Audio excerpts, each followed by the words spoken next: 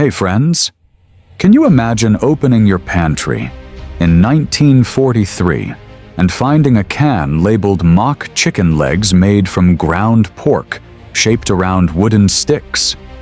Or sitting down to breakfast and being served eggs that came from a powder packet? What about a dinner of beef patties made entirely from mashed navy beans? That's the world of American World War II ration meals we're diving into today. With meat, sugar, and even coffee rationed by the government starting in 1942, American housewives turned into culinary magicians, whipping up feasts from whatever scraps the government allowed. These weren't just meals, they were morale boosters, and folks back then ate them up without batting an eye. Buckle up for 25 ration recipes that'll make you go, "Wait, what?" Picture this. Thick slabs of salty, gelatinous Spam dredged in cornmeal batter, deep-fried golden, then topped with syrupy canned pineapple rings. And families lined up for seconds. Spam was widely available and affordable during the war. Housewives would fry these fritters in precious lard while kids clamored at kitchen tables, and nobody questioned the sugar-salt explosion happening on their plates. Can you imagine TikTok trying this combo today? It would break the internet for all the wrong reasons.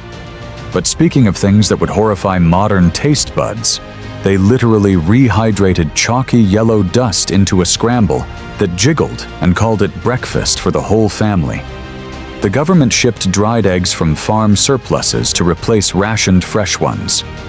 Mom would dump a cup of powder into a bowl, stir in water till it became lumpy goo, then scramble it while kids pinched their noses and dads grunted approval over black coffee. Today we gag at the thought, but it paved the way for modern camping eggs and egg beaters. And if powdered eggs sound rough, wait until you hear about this. They ground up tough, mineral-tasting liver, the organ nobody wanted, into a greasy loaf baked with breadcrumbs and onions, then sliced it like Sunday roast while it tasted like iron regret. The government pushed liver as superfood when red ration stamps made beef scarce. Butchers hawked the dark, veiny slabs cheap, while housewives minced them with scarce onions and soaked bread, shaped the mixture into pans, and baked till it shrank and oozed fat. Families actually posed for photos with their proud loaves, declaring kids, "Eat up, it's brain food." Now it's trendy again in nose-to-tail dining, but loaf form? We'd call it survival food. Speaking of survival, let's talk about what they did to fish. Canned tuna or sardines drowning in a gluey white sauce made from powdered milk and flour, plopped over mushy rice like fishy glue pretending to be comfort food. Seafood was unrationed, but only available canned. Mom would simmer mystery fish flakes in reconstituted milk powder, thicken with precious flour roux, then spoon over boiled rice while the whole kitchen smelled fish forward with milky undertones. Dads would declare better than Spam, feels fancy while kids traded bites for dessert points. Today, it echoes in tuna casserole nostalgia, but we'd microwave it, not ration it. And speaking of rationed starches, dehydrated potato flakes, paper-thin chips turned to gluey batter, fried into pancakes that snapped like cardboard, but somehow fed armies and families alike. Potatoes weren't rationed, but fresh ones were scarce, so the government shipped powdered spuds. Housewives would soak flakes in water till pasty, mix in onion bits if lucky, then fry in lard till crispy outside and soggy inside, while families sang Spud Save the Day and flipped stacks high as their hopes. Kids lined up with tin plates as the crispy edges delivered bland potato punch with greasy bliss, turning breakfast into a patriotic pancake party. Today, they're the ancestor of instant mash, and we'd probably air fry them fancy. But potatoes were luxury compared to this. Picture soldiers in muddy army camps slurping down greasy bowls of turnip greens swimming in bacon fat. The kind of leaf soup that looked like it escaped from a nightmare kitchen, yet got slapped on their trays as a veggie side. Back home, Housewives prepared turnip greens with bacon drippings. The sizzle of bacon fat in cast iron skillets became the evening symphony in kitchens from Brooklyn to Boise, with precious drippings saved and reused while kids pinched noses but gobbled it down because ration books meant no waste. Today we wrinkle our noses at this calorie bomb, but it's the granddaddy of keto hacks and Southern soul food collards. And if greens in Greece sounds wild, a gloopy mound of cold, congealed lunch meat chunks tossed with ruby red beets and mayo thinned from powdered eggs, served ice-cold on tin plates like a picnic from hell that somehow passed for lunch.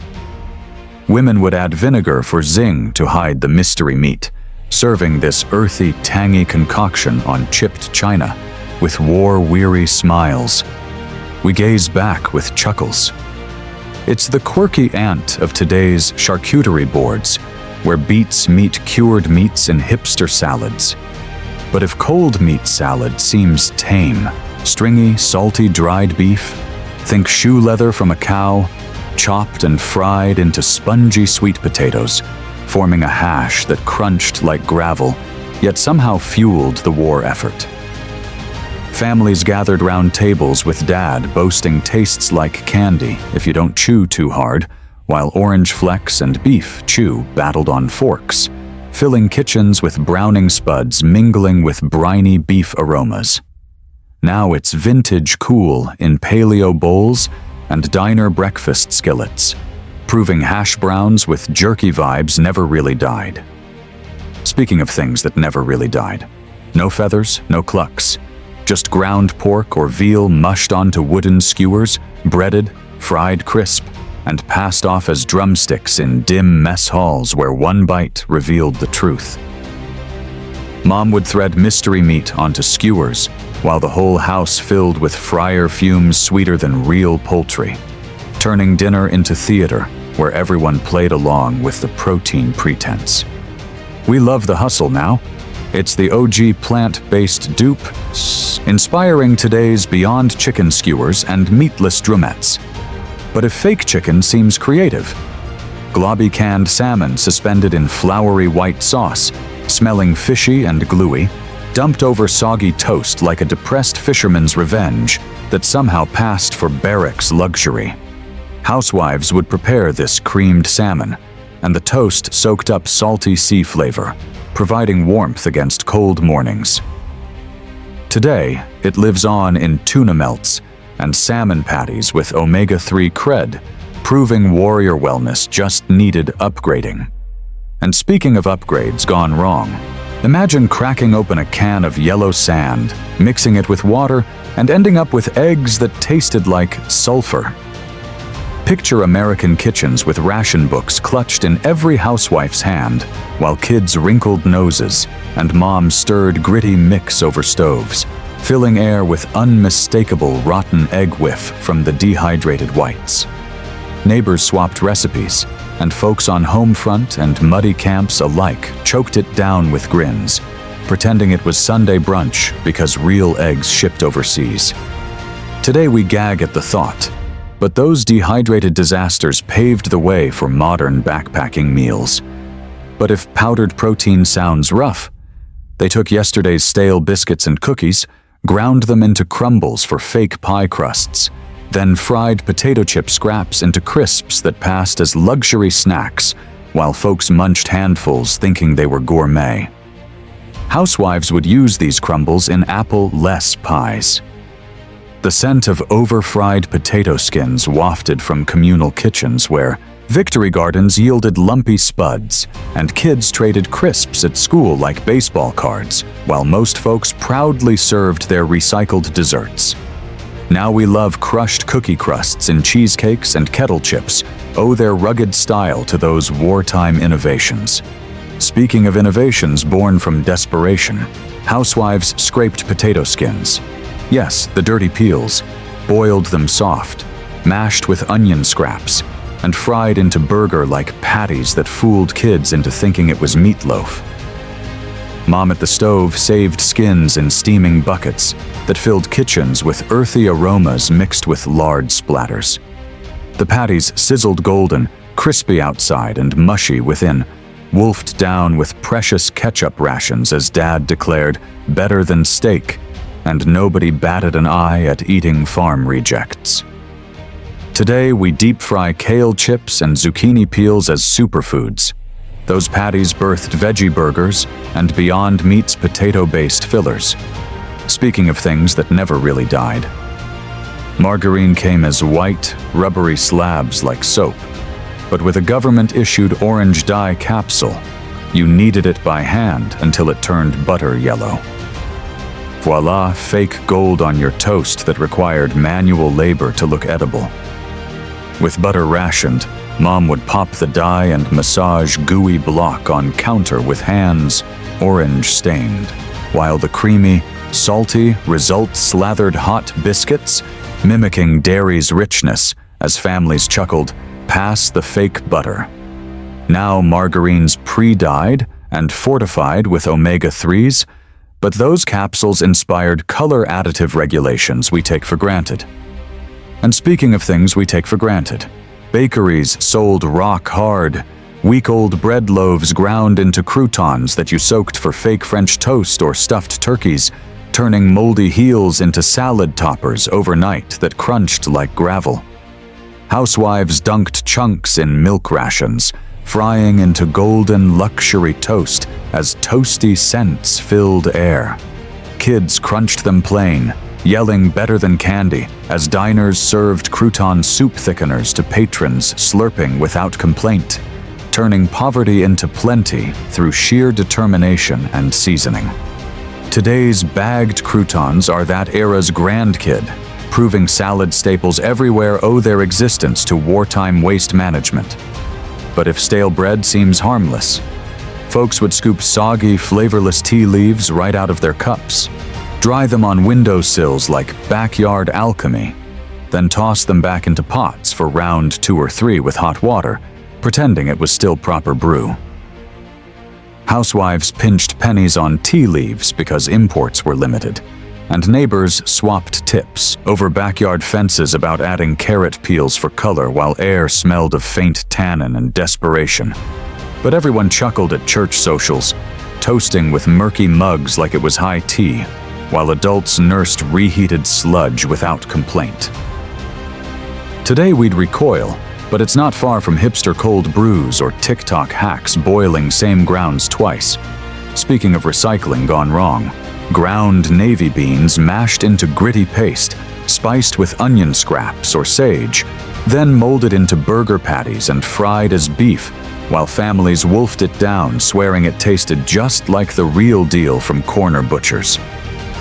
Housewives would prepare these bean patties, and the sizzle of lard in cast iron skillets filled homes with earthy bean steam, while proud boasts at meetings about fooling the whole block were common. We laugh now, but hello Beyond Meat and Impossible Burgers. Bean-based beef reborn as stadium snacks that prove past innovation meets present trends. But if fake beef sounds creative, rutabagas and carrots whizzed into pinkish mush with beet juice for pork color, stuffed into sausage casings made from sewn-up cloth tubes, then boiled and sliced like bacon for kids who begged for seconds. Mom would unveil these victory sausages from pressure cookers, kitchen thick with nutmeg steam and faint veggie sweetness, while dads joked that it tastes like pork if pork grew in dirt, and women traded recipes in victory gardens. Sounds insane, but it's grandpa of vegan sausages like tofurkey. Now grocery staples that prove innovation born from desperation often lead somewhere delicious. And speaking of delicious disasters, canned Spam, that salty pink slab, sliced thin, dredged in cornmeal, and fried crisp in bacon grease, eaten cold for breakfast, hot for dinner, and straight from tin at midnight.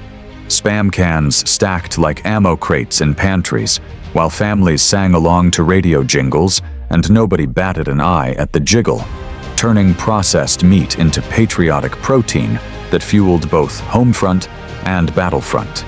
Spam's still pantry hero topping TikTok hacks and musubi bowls, proving wartime food went gourmet and nostalgic seniors fry it weekly. But if Spam seems normal now, hot dog scraps, lips, snouts, mystery bits, dipped in cornmeal batter made from rationed corn flour, skewered on sticks, then deep fried in oil because lard was reserved for the war effort. Backyard stands served these for cheap, while Carnival Crunch outside met doughy chew inside as families lined up with ration stamps and kids yelled for dogs on sticks, turning scarcity into street food fun that transformed mystery meat into handheld happiness with patriotic flair. Corn dogs rule fairs and freezers today, proving a billion-dollar industry grew from wartime innovation that turned rationed scraps into American icons. Speaking of American icons born from desperation, unidentifiable chunks of meat simmered with whatever vegetables hadn't rotted, creating a brown sludge that somehow passed for hearty dinner.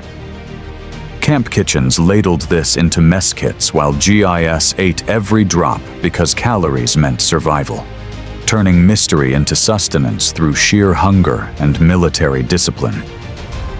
Fatty pork scraps ground with filler, shaped around metal skewers, and grilled over coal fires until the outside charred black, while inside stayed pink and questionable. Backyard barbecues featured these as families pretended outdoor cooking was festive rather than necessary, with Dad manning the grill while Mom served them with forced smiles and patriotic determination. Stale bread soaked in grease, mixed with table scraps and seasonings, then stuffed into whatever casings were available. Church suppers featured these surprise bundles as potluck contributions, with ladies competing to make scraps taste gourmet through creative seasoning and community spirit that turned poverty into fellowship. Dark, bitter molasses whipped with artificial sweeteners and gelatin, chilled until it achieved the consistency of rubber cement, then served as cake to children who had forgotten what real dessert tasted like. Birthday parties featured these brown blocks with single candles, as parents sang happy birthday while kids gamely chewed through what tasted like sweetened tar, proving love conquers even the worst desserts. Raw oats sprinkled over canned apple slices, baked until the oats turned into concrete hard pellets that could chip teeth, yet families gathered around dinner tables calling it apple crisp with straight faces. Sunday dinners ended with this crunchy catastrophe as grandparents reminisced about real fruit. Desserts while grandchildren learned to swallow disappointment along with their vitamins, turning deprivation into character-building exercise. And there you have it, friends. 25 ration meals that prove our grandparents were tougher than we ever imagined. Can you imagine sitting down to powdered eggs and mock chicken legs, calling it dinner and asking for seconds? These weren't just recipes. They were acts of defiance against scarcity, proof that Americans could turn anything into a meal and somehow find reasons to smile about it.